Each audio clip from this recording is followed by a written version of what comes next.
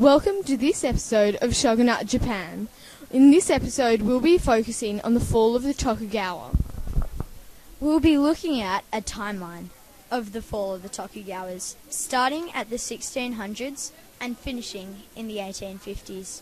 First, let's take a look at the 1600s.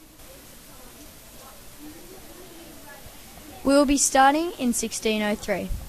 1603.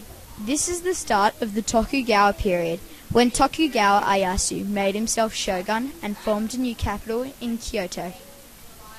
1616. This is when Tokugawa Ieyasu died.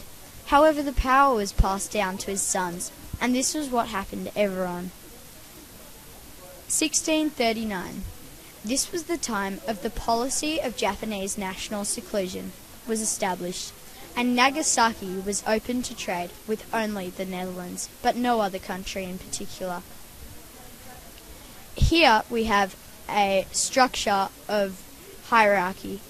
The emperor is at the top. However, the shogun does most of the work. The daimyo are underneath the shogun, and then the samurai, farmers, artisans, and peasants are next. The 1700s till the 1850s. 1750.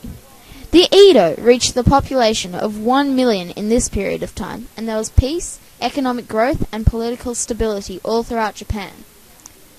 1837. This is when there was a civil unrest, and the peasants started a small rebellion against merchants and officials. Was this the beginning of the end of the Tokugawas? 1844.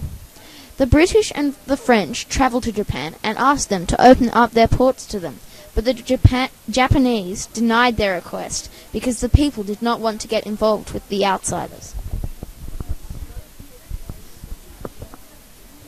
1850s. 1853. At this time, US warships entered Japanese waters because Japan's isolation policy was coming to an end, which kept them from trading with other countries. 1854.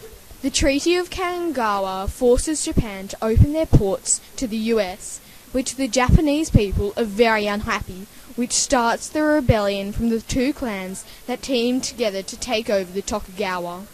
These two clans were the Satsuma and the Koshu. 1868. The Edo period finished, and the Tokugawa lost power, and the Meiji period began. The Meiji period completely industrialized Japan, and they believed the only way to keep safe from foreign countries was to adopt their techniques.